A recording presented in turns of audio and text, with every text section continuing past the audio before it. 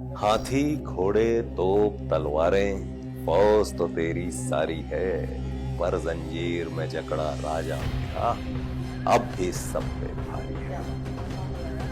तो I am positive, मैं हमेशा पॉजिटिव साइड देखने की कोशिश करता हूँ। हाँ, मन्नत हम जैसों की हिम्मत है कि बंबई जैसे शहर में सपने देखो और सपने का हाथ पकड़ के रखो, हौसला बनाए रखो।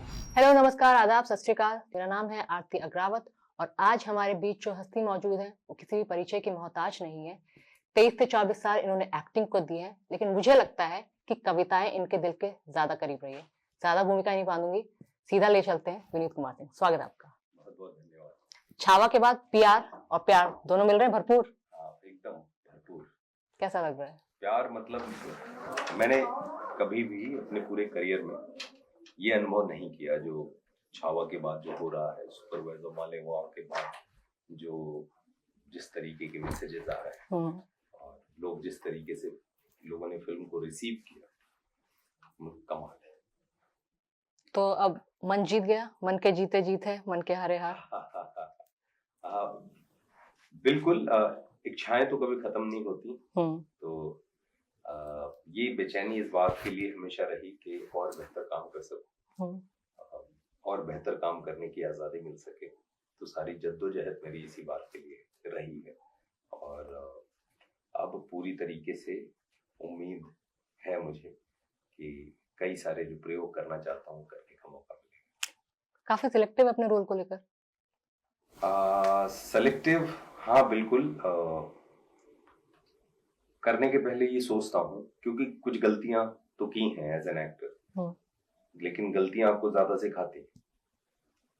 तो उसमें ये बात समझ में आई कि बहुत जरूरी है कि फिल्म का डायरेक्टर कौन है, फिल्म के प्रोड्यूसर कौन है, और उनके बगैर, बिकॉज डायरेक्टर ही मतलब ये मीडियम डायरेक्टर का है।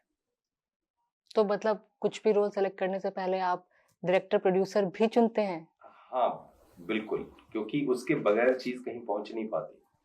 मैंने कोशिश की थी, लेकिन मेरा अनुभव बहुत अच्छा नहीं रहा, क्योंकि होता यह है कि अगर आप नए हो, मुझे नए से कोई परहेज नहीं है। आप अगर देखेंगे तो बहुत सारे मेरे करियर में ऐसी फिल्में हैं जो उन डायरेक्टर्स की पहली फिल्म है, और वो प्रयोग मैं करता हूँ, क्योंकि हर कोई कभी तो नया होता है। बिल्कुल। बस ये होता है कि फिल्म बनने के बाद बहुत सारी चीजें इस बात से तय होती हैं कि प्रोड्यूसर किस तरीके से फिल्म को लोगों तक पहुंचाएंगे, क्योंकि वहां एज एन एक्टर मैं कुछ कर नहीं सकता।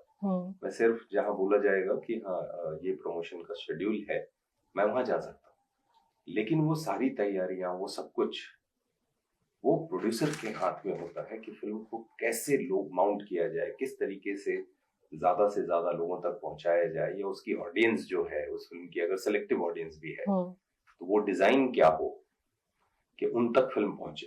तो छावा किस तरह मिली थी? लक्ष्मण जी खुद आए थे आपके पास? छावा, मैं लक्ष्मण उतेकर सर का धन्यवाद देना चाहूंगा। लक्ष्मण सर ने मुझे ये जो मौका दिया है, इसकी वजह से ये सब कुछ हो रहा है। Thank you so much Lakshman sir. मैं आज ये बताना भी चाहूंगा कि लक्ष्मण सर ने इस किरदार के लिए, कवि कलश जी के किरदार के लिए मेरा ऑडिशन नहीं लिया, और जो कास्टिंग डायरेक्टर है वैभव विशांत, उन्होंने भी नहीं लिया। लक्ष्मण सर का ये कन्विक्शन था कि मैं कवि कलश जी के किरदार में आपको ही देखता हूँ, जबकि मेरे पास ना कोई तस्वीर थी, कोई भी चीज मेरे पास नहीं थी। तो ये पूरी तरीके से ये उनका कन्विक्शन है, and thanks to Maddock Films, Dinesh Vijan sir and Pooja Vijan, कि उन्होंने मुझे ये मौका दिया। एक पीरियड फिल्म को पर्दे पर उतारना, वो भी आज की जनरेशन में, कितना मुश्किल, कितना चैलेंजिंग होता है, या फिर कितना आसान हो सकता है? पीरियड फिल्म में बहुत तैयारियां करनी पड़ती हैं, बहुत सारी, और पढ़ाई भी। स्कूल में की ना हो पढ़ाई, हम भागते हैं, लेकिन अच्छा होगा, बट ठीक है, स्क्रिप्ट तो रहती ही है, तो आप उसे भी फॉलो कर सकते हैं। राइटर को बहुत सारे शोध करना पड़ता है, डायरेक्टर को बहुत सारी रिसर्च करनी पड़ती है। एक्टर के लिए तो एक स्क्रिप्ट है, आप वही बोलने वाले हो, बट अगर आप चाहो तो और डिटेल में जाके, तो लोग करते हैं, आजकल सभी कर रहे हैं। दिक्कतें, मतलब मैं इस तरीके से कहूंगा कि पीरियड फिल्म है तो आप कहीं भी शूट नहीं कर सकते, क्योंकि एक तरह अगर का आज माहौल और सेट होना आज की चाहिए। सड़क दिख जाएगी और आज के खंभे और बिल्डिंग दिख जाएंगी तो वो अपने आप में ही ये होगा कि अब इसे हटाओ। तो प्रॉपर तैयारी करनी पड़ती है कि सेट क्या होगा, कैसा होगा, तो बहुत इन डिटेल आपको जाना पड़ता है। एक भी फ्रेम ऐसा नहीं है कि आपने कहीं भी कैमरा लगाया और शूट कर लिया, नहीं हो पाता। तो वो प्लान करना पड़ता है। कॉस्ट्यूम कुछ भी नहीं डाल सकते कि चलो भाई मार्केट में गए और हाँ निकालो, हमें शर्ट चाहिए थी तो शर्ट ले ली, लाके 8 शर्ट जो है सामने रख दिया कि कौन सी दो समझ आ रही। आपकी कैसी तैयारी थी? आपने किस तरह तैयारी की? मेरा जो किरदार है कवि कलश जी का, ये पोएट भी है और वॉरियर भी है, तो ये दोनों पक्ष थे। तो एक तरफ फिजिकल ट्रेनिंग चलती थी, उसमें लाठी चलाना, भाला, तलवार, घोड़सवारी, ये सब चलती थी। तो ये आपने जब ये मूवी ऑफर हुई उसके बाद सीखा या पहले से ही? कुछ कुछ चीजें थोड़ी थोड़ी आती थी, थोड़ी थोड़ी। घोड़े पे पहले घुड़सवारी थोड़ी की है, बट इतना ट्रेन नहीं था। फिल्म के लिए जब हाँ हो गई तो प्रॉपर ट्रेनिंग थी, तो प्रोडक्शन हाउस ने, मैडॉक फिल्म्स ने सब कुछ अरेंज किया था और वो चलता रहा। ऑलमोस्ट शूट के एंड तक चीजें चलती रही, तो वो तैयारी सभी कर रहे थे। और दूसरी तरफ ये था कि हाँ पोएट्री मुझे पढ़नी थी, तो बहुत सारी कविताएं पढ़ी, मजा आने लगा। पोएट्री बचपन से ही पढ़ना या बोलना पसंद था कि ये मूवी में ही आके रुझान आया इस पर? थोड़ा तो पसंद था, तो ऐसा भी नहीं था कि एकदम पढ़ी नहीं है, लेकिन ऐसा भी नहीं था कि पोएट्री ही पढ़ रहा हूँ, वैसा नहीं था। बट हाँ मैं बनारस से हूँ, अपब्रिंगिंग बनारस। मैं वही बोलने जा रही थी, क्योंकि यूपी या बनारस मतलब पूर्वांचल जो क्षेत्र है, कविताएं वहाँ के लोगों के कहीं ना कहीं से जुड़ ही जाती है। कविताएं, मुहावरे, दोहे, छंद, चौपाई, तो ये चीजें सुन सुन के बड़े हुए हैं, तो कहीं ना कहीं कुछ कुछ चीजें जहन में आपके रहती हैं। और प्रॉपर कविता जैसा वो जब ये फिल्म की तो मतलब कविताओं की बुक साथ ही रहती थी, और अभी भी आदत लग गई है, कोई ना कोई बुक साथ में रहती है। तो ये धुन कैसे मिली इन लिरिक्स को, शब्दों को? आप जब खोजते हो तो कोई सुर मिल जाता है, क्योंकि सबसे ज्यादा ये एक चैलेंज था कि एक वॉर फिल्म है, कहानी बहुत ऐसी है कि मतलब दिल को छू जाती है छावा की। तो एक वॉर फिल्म के ऑलमोस्ट क्लाइमेक्स के आसपास कविताएं पढ़ी जाएंगी, कविताओं में संवाद होगा, मतलब ये कहीं ना कहीं एक बड़ा डिसीजन था लक्ष्मण सर का, क्योंकि रियल में ऐसे ही हुआ था। ये जो कविताएं हैं ये पोएट्री इरशाद कामिल सर ने लिखी, और वैसे लक्ष्मण सर चाहते तो क्रिएटिव लिबर्टी ले सकते थे कि भाई कविताओं में हम अगर कहने जाएंगे तो हो सकता है जो फील है वो लोग कनेक्ट ना कर पाए, क्योंकि ऐसा नहीं है कि आम आदमी जो थिएटर में जा रहा है वो पोएट्री को समझे। क्योंकि कवि सम्मेलन अगर आप बुलाएंगे और एक कॉन्सर्ट कराएं, किसी म्यूजिकल कोई कॉन्सर्ट कराएं, तो ज्यादा लोग कहाँ मिलेंगे सबको पता है। बिल्कुल राइट। तो फिल्म एक ऐसी फिल्म जो बड़ी है, उसके ऑलमोस्ट क्लाइमेक्स के आसपास कविताओं में संवाद, ये एक बड़ा ब्रेव डिसीजन था। अभी मैं बात कर रही थी बाहर लोगों से, आप सबको पता चला ऑफिस में कि आप आ रहे हैं, तो उन्होंने बताया कि हम सबने भी छावा देखी हुई है, और सबका रिस्पॉन्स ये था कि लास्ट का जो सीन था, क्लाइमेक्स जो सीन था, वो काफी इमोशनल था, बहुत लोग भावुक भी हो गए थे, और आप लोगों ने भी ऐसी कई कहानियां पिछले 3 हफ्ते में सुनी होगी। तो कैसा लगता है जब आपकी ऑडियंस आपको इतना प्यार लुटाती है आप पर, और ये बाकायदा बोलती है कि हम उस दौर में पहुंच गए थे, इमोशंस आंखों से छलक छलक कर आ रहे थे? कैसा लगता है? ये ऐसे कॉम्प्लीमेंट हैं जिसे सिर्फ महसूस किया जा सकता है।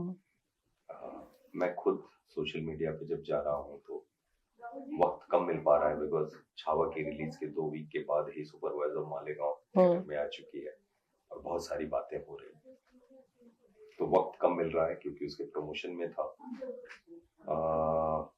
लोगों के कमेंट्स, लोगों की पोस्ट, लोग खुद ही शेयर कर रहे हैं। जो आपने शुरू में बोला प्यार और प्यार, तो मुझे लगता है दर्शकों ने ही तय कर लिया है कि विनीत की प्यार हम करेंगे। हाँ। और उनका प्यार जो है भर भर के मिल रहा है, और वही एक तरीके से, मतलब मेरी तो क्षमता ही नहीं है कि मैं इतनी सारी चीजें कर पाऊं। मुझे खुद नहीं समझ में आ रहा है कि कहाँ से पोस्ट आ रही हैं, कहाँ से रील्स आ रही हैं। इतना कुछ लिखा जा रहा है। आई एम सरप्राइज, और बहुत ओवरवेलमिंग है। अच्छा भी लग रहा है, बट जब थोड़ा वक्त मिलेगा, सेटल होऊंगा, तो आई प्रोसेस एवरीथिंग। सोशल मीडिया पर एक्टिव रहते हैं, बातचीत करते हैं लोगों से? कम। लाइव तो हार्डली, मुझे लगता है, मुझे याद नहीं है। अभी आदर्श और अनुज जो सुपरवाइजर मालेगांव में है, ये लोग लाइव थे। आई वाज ट्रैवलिंग समवेयर, तो अचानक किसी ने दिखाया कि अरे आपकी टीम के लोग हैं, तो मैंने ज्वाइन कर लिया। आपको मालूम है हाल फिलहाल में आपकी बहुत सारे रील्स बनी है? हाँ, लोग तरह तरह की रील्स और एडिट बना के लोग अपना प्रमोशन कर रहे हैं, बेच रहे हैं।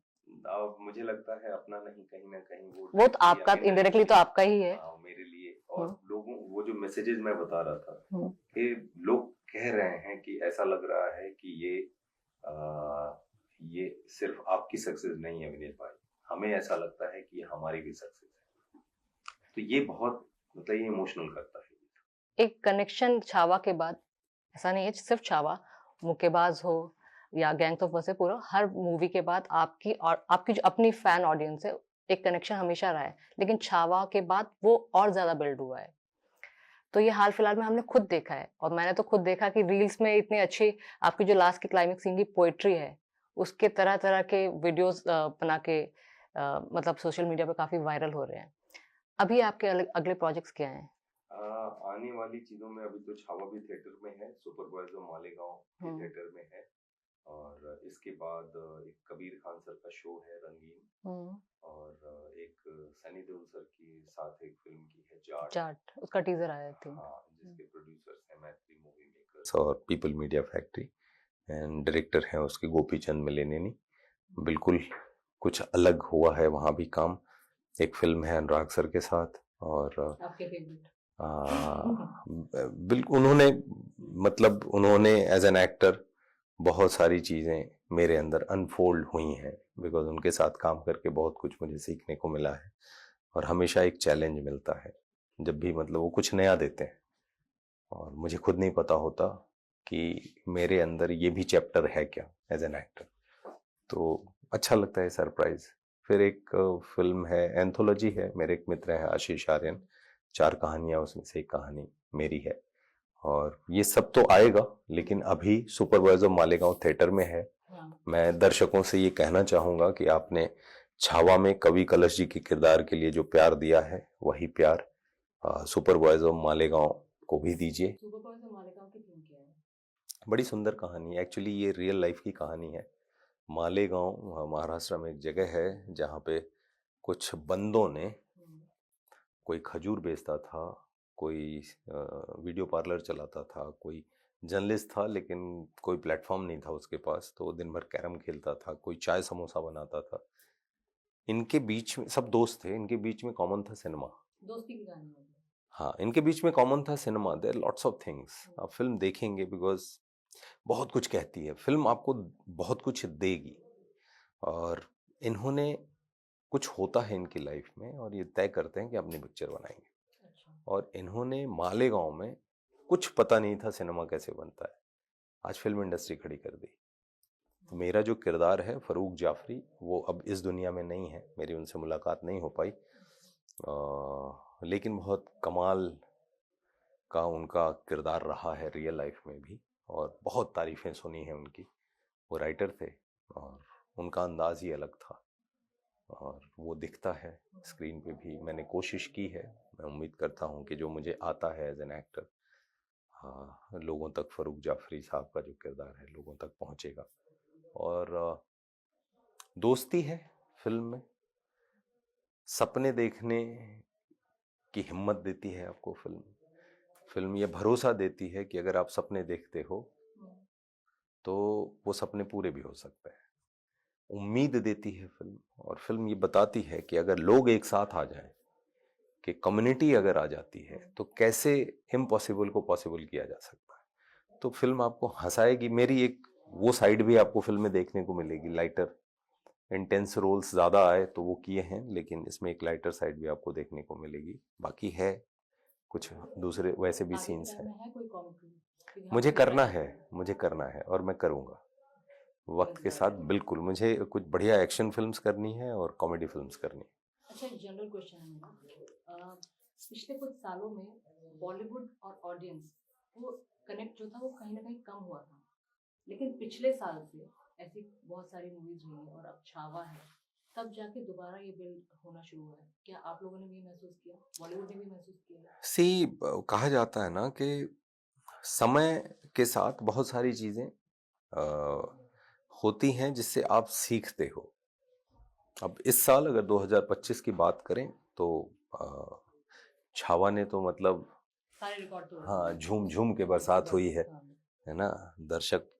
दर्शकों का भर भर के प्यार मिला है। सुपर बॉयज ऑफ मालेगांव की खूब सारी बातें हो रही हैं, तो आई एम पॉजिटिव। मैं हमेशा पॉजिटिव साइड देखने की कोशिश करता हूँ।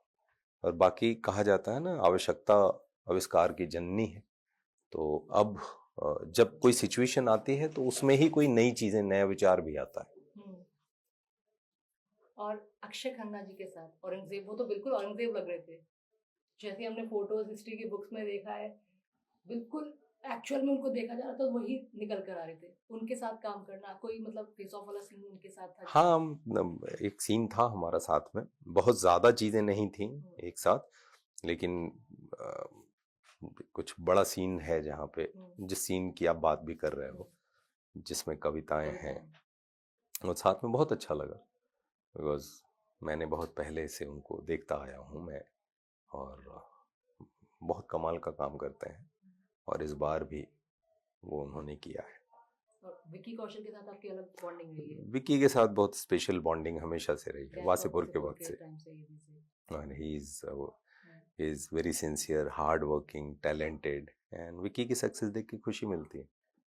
आपकी सक्सेस देख के हम सबको भी बहुत खुशी मिलती है। Thank you. लास्ट के क्लाइमेक्स सीन की कोई कविता हमारे दर्शकों के लिए?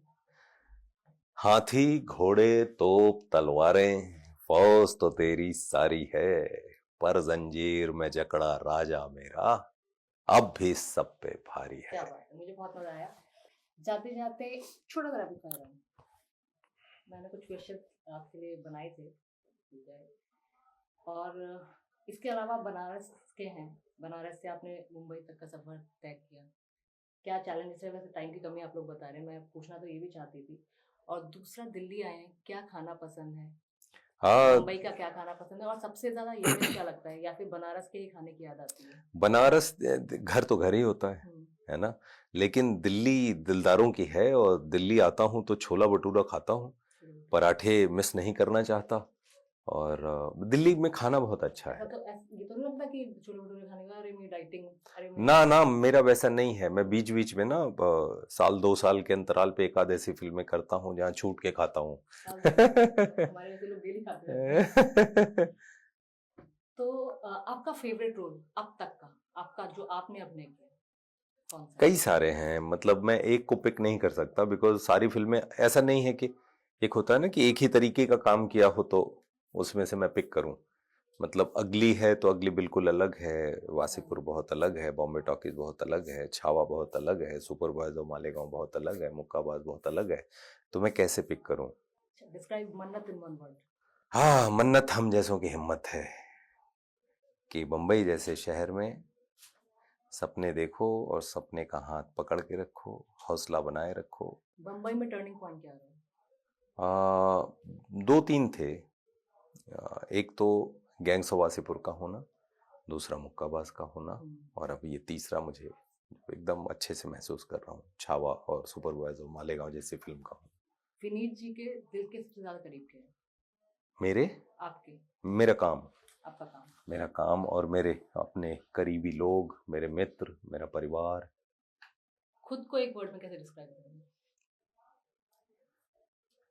खुद को एक वर्ड में, हाँ, अहम ब्रह्मास्मि। ये अच्छा था। जाते जाते अपनी ऑडियंस को कुछ कहना चाहिए? Super boys of Malegaon theatre में है, 28 फरवरी को फिल्म रिलीज हो चुकी है, और बहुत सुंदर फिल्म है, छावा को आपने भरपूर प्यार दिया है, अभी भी आप छावा परिवार के साथ जा रहे हैं देखने। कवि कलश जी का किरदार को आपने खूब सारा प्यार दिया है। मैं आपसे यही कहना चाहूँगा कि सुपर बॉयज ऑफ मालेगांव एक सुंदर फिल्म है जिसकी डायरेक्टर हैं रीमा कागती, और बहुत अच्छे अच्छे कलाकार हैं। बहुत सुंदर फिल्म बनी है। वरुण ग्रोवर भाई ने बहुत अच्छी स्क्रिप्ट लिखी है और बहुत कुछ कहती है सुपर बॉयज ऑफ मालेगांव। तो आप थिएटर में जाइए और इस फिल्म को देखिए, क्योंकि आपकी एक टिकट कलाकारों के करियर का जो मकान है, जो घर है बन रहा है, उसकी एक ईंट की तरह होता है।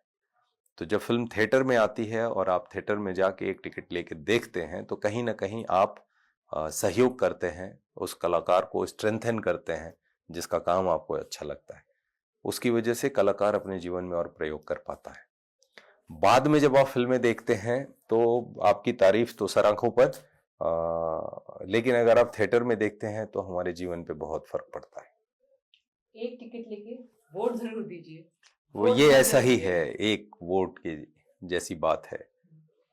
मुझे बहुत अच्छा लगा इनसे बात करके। मुझे मालूम है आप जब इंटरव्यू देखेंगे आपको भी बहुत मजा आने वाला है, लेकिन टाइम की कमी है। लेकिन किसी दिन आपने प्रॉमिस किया अगली बार बिल्कुल बहुत लंबा करेंगे इंटरव्यू हम इत्मीनान करने से। वाले हैं। और जरूर थिएटर में जाके सुपर बॉय ऑफ मालेगांव देखिए, छावा देखिए, ढेर सारा प्यार दीजिए, वेद कुमार सिंह को भी ढेर सारा प्यार दीजिए। Thank you so much.